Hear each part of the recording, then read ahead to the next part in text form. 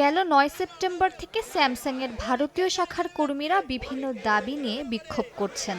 সেই সঙ্গে চলছে অনির্দিষ্টকালের ধর্মঘট। বেতন বৃদ্ধির পাশাপাশি কর্মীদের নিজেদের শ্রমিক সংগঠনকে ট্রেড ইউনিয়ন হিসেবে স্বীকৃতি দেয়া মূল দাবিগুলোর মধ্যে অন্যতম।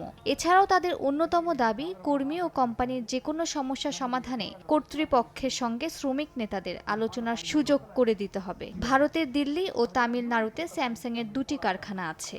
দুই কোম্পানিতে বর্তমানে কর্মরত আছেন ২,০০০-এর বেশি কর্মী। তাদের মধ্যে প্রায় ১৫০০ কর্মী আন্দোলনে নেমেছেন।